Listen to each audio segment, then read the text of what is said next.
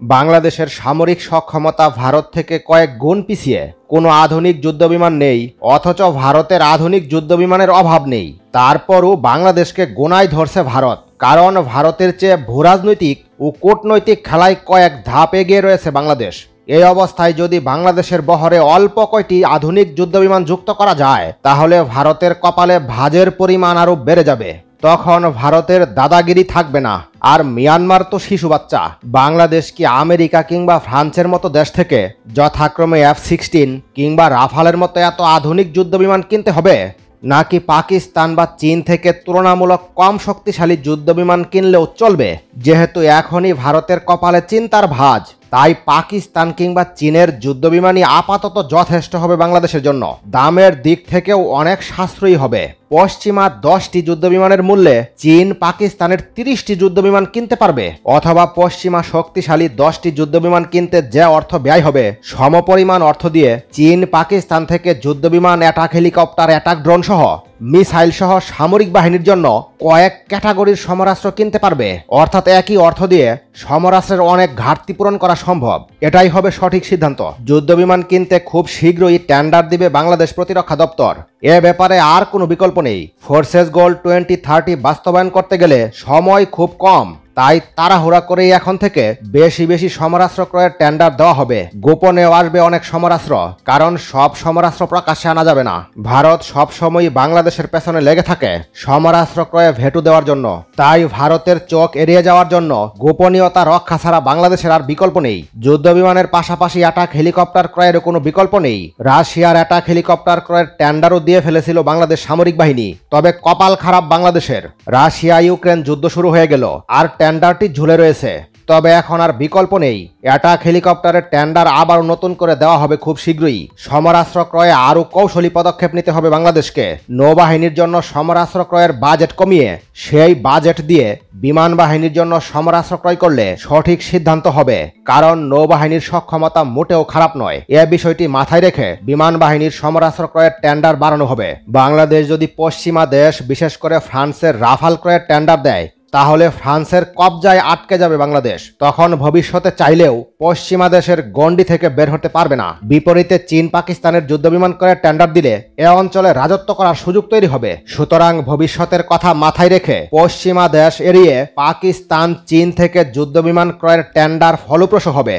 ভারতের বিমান বাহিনীর চেয়ে আরও বেশি শক্তিশালী যুদ্ধবিমান ক্রয়ের পরিকল্পনা বাংলাদেশ বিমান বাহিনীর। যুদ্ধবিমান হবে 5ম প্রজন্মের ডাবল ইঞ্জিন বিশিষ্ট এবং সর্বাধিক শক্তিশালী। বর্তমানে বাংলাদেশের প্রেক্ষাপট বিবেচনায় বাংলাদেশের সবচেয়ে বড় দুর্বলতা হলো বাংলাদেশ বিমান বাহিনী। বাংলাদেশের সেনা এবং নৌবাহিনীর দাপটেই মূলত বাংলাদেশের সার্বভৌমত্ব আজও পর্যন্ত টিকে রয়েছে। তা না হলে মিয়ানমার এবং ভারত বাংলাদেশের উপর ঝাঁপিয়ে পড়ত। বাংলাদেশ বিমান বাহিনীও এই বিষয় সম্পর্কে অবগত, যার কারণে অতি শীঘ্রই 16টি মাল্টি রোল কমব্যাট এয়ারক্রাফট যুক্ত করার সিদ্ধান্ত নিচ্ছে। এক্ষেত্রে সিঙ্গেল ইঞ্জিন নয়, ডাবল ইঞ্জিন বিশিষ্ট যুদ্ধবিমান যুক্ত করা হবে, কারণ ইতিমধ্যেই মিয়ানমার এবং ভারত নতুন করে ডাবল ইঞ্জিন বিশিষ্ট যুদ্ধবিমান ক্রয় করছে। আর এটিকে ব্যালেন্স করতে হলে বাংলাদেশের ডাবল ইঞ্জিন বিশিষ্ট মাল্টি রোল কমব্যাট এয়ারক্রাফট ক্রয় ছাড়া কোনো বিকল্প নেই। এক্ষেত্রে বলে রাখা ভালো, ভারত কিন্তু ইতিমধ্যেই সুপার পাওয়ার হওয়ার স্বপ্ন দেখেছিল, কিন্তু সেই স্বপ্নে গুড়েবালি ঢেলে দিল ডোনাল্ড ট্রাম্প। সম্প্রতি ডোনাল্ড ট্রাম্পের এক বক্তব্যে এটা নিশ্চিত হয়েছে যে ভারতকে সুপার পাওয়ার হতে দিচ্ছে না ডোনাল্ড ট্রাম্প। আর এ কারণেই বাংলাদেশের জন্য একটি বিশাল সুযোগ তৈরি হয়েছে। ভারত বাংলাদেশের উপর যে আধিপত্য বিস্তার করতে পারত ডোনাল্ড ট্রাম্পের বাধার মুখে পড়ে, এখন কিন্তু সেটি আর পারছে না। অর্থাৎ বাংলাদেশ বিমান বাহিনীর যে দুর্বলতা ছিল তার সুযোগ নিয়ে ভারত কিন্তু এখন তাদের যে ফায়দা সেটা কিন্তু লুফে নিতে পারছে না।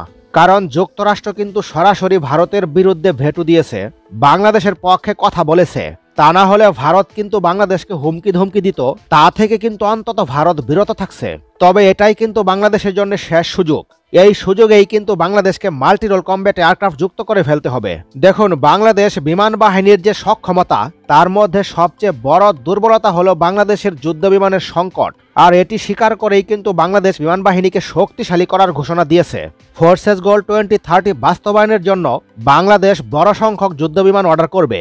তার মধ্যে 16টি ডাবল ইঞ্জিন বিশিষ্ট মাল্টি রোল কমব্যাট এয়ারক্রাফট এবং আরও বেশ কয়েকটি সিঙ্গেল ইঞ্জিন বিশিষ্ট যুদ্ধবিমান ক্রয় করার ঘোষণা দিচ্ছে। বাংলাদেশ বিমান বাহিনী মিয়ানমার এবং ভারতের সঙ্গে লড়াই করার ন্যূনতম যোগ্যতাও নেই। এ কথা মাথায় রেখেই এ থেকে উত্তরণের জন্য এই সিদ্ধান্ত নেওয়া হয়েছে। ঠিক কত সংখ্যক যুদ্ধবিমান হলে ভারত এবং মিয়ানমারের যুদ্ধবিমানকে টেক্কা দিতে পারবে এর সঠিক সংখ্যা কিন্তু বলা মুশকিল। কারণ 2030 সাল আসতে আসতে মিয়ানমার এবং ভারত তাদের সামর্থ্যে ব্যাপক পরিবর্তন করছে। তারাও নতুন নতুন যুদ্ধবিমান যুক্ত করবে। ভারত এবং মিয়ানমারের বিমান বাহিনী নতুন করে আরও যুদ্ধবিমান ক্রয়ের যে ঘোষণা দিয়েছে, এটি বাস্তবায়ন হলে বাংলাদেশ বিমান বাহিনী নতুন করে আবারও পিছিয়ে পড়বে, যার কারণে বাংলাদেশ বিমান বাহিনীকে অন্তত তাদের চাইতে আরও বেশি সংখ্যক যুদ্ধবিমান যুক্ত করতে হবে। দেখুন, বর্তমানে ভারতীয় বিমান বাহিনী অন্তত 400টি যুদ্ধবিমান অপারেট করে এবং মিয়ানমারের যুদ্ধবিমান রয়েছে অন্তত 16টি। এই হিসেবে বাংলাদেশের একটি যুদ্ধবিমানও নেই। সুতরাং আকাশ যুদ্ধে ভারত এবং মিয়ানমার বাংলাদেশের উপর একক আধিপত্য চালাবে। অর্থাৎ বাংলাদেশ বিমান বাহিনী মিয়ানমার এবং ভারতের সঙ্গে যুদ্ধই করতে পারবে না। বর্তমান সময়ে ভারতের সঙ্গে বাংলাদেশের যে বৈরী সম্পর্ক তৈরি হয়েছে, তাতে করে যুদ্ধবিমান শূন্য একটি বিমান বাহিনী ভারতের সামনে কল্পনাই করা যায় না। এখন প্রশ্ন হলো, ভারতের যে 400টির মতো যুদ্ধবিমান রয়েছে, বাংলাদেশকেও কি 400র মতো যুদ্ধবিমান ক্রয় করতে হবে? এর উত্তর হলো না। বাংলাদেশকে অন্তত 40-50টি যুদ্ধবিমান ক্রয় করলেই চলবে।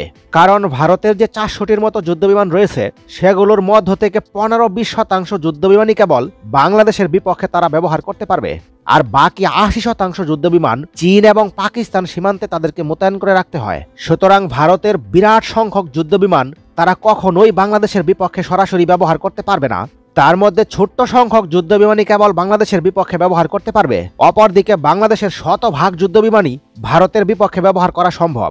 এক্ষেত্রে কিন্তু বড় একটি অ্যাডভান্টেজ পাবে বাংলাদেশ, যেটি ভারত কখনোই পাবে না। ভারতের 5ম প্রজন্মের যুদ্ধবিমান রয়েছে, তাই বাংলাদেশকেও 5ম প্রজন্মের যুদ্ধবিমান ক্রয় করতে হবে। ভারত যে নির্দিষ্ট সংখ্যক যুদ্ধবিমান বাংলাদেশের বিপক্ষে মোতায়েন করবে, তার উত্তরে বাংলাদেশকেও সেই নির্দিষ্ট সংখ্যক যুদ্ধবিমান ক্রয় করতে হবে। অর্থাৎ ভারতের 5ম প্রজন্মের যুদ্ধবিমানের বিপরীতে বাংলাদেশকে তার কম 4র্থ প্রজন্মের যুদ্ধবিমান ক্রয় করলে হবে না। তাহলে ভারতের যুদ্ধবিমান বাংলাদেশের যুদ্ধবিমানকে পরাজিত করবে। এক্ষেত্রে সমকক্ষ যুদ্ধবিমানের কোনো বিকল্প নেই। এক্ষেত্রে বাংলাদেশের জন্য সবচেয়ে বড় অ্যাডভান্টেজ হবে চীন থেকে 5ম প্রজন্মের যুদ্ধবিমান ক্রয় করা। কারণ ভারতের প্রধান শত্রু হলো চীন। এই ক্ষেত্রে চীন থেকে যদি বাংলাদেশ যুদ্ধবিমান ক্রয় করে, তাহলে যুদ্ধকালীন সময়ে চীন শতভাগ সহায়তা করবে। সুতরাং বাংলাদেশকে ভারতের 20% সামরিক সক্ষমতা অর্জন করলেই ভারতকে উল্টো চাপে রাখা সম্ভব। আর এজন্য অন্তত বাংলাদেশকে 40-50টি যুদ্ধবিমান ক্রয় করলেই ভারতের উপর পাল্টা চ্যালেঞ্জ জানানো সম্ভব।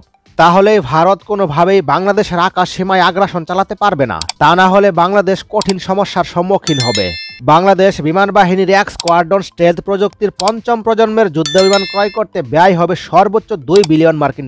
বাংলাদেশের বর্তমানে যে আর্থিক সক্ষমতা, সে হিসাবে এটা কিছুই নয়। এ ব্যাপারে আপনাদের মতামত কমেন্টের মাধ্যমে জানিয়ে রাখুন। পরবর্তী নতুন ভিডিও সবার আগে পেতে চাইলে একটি লাইক দিয়ে চ্যানেলটি সাবস্ক্রাইব করে রাখুন।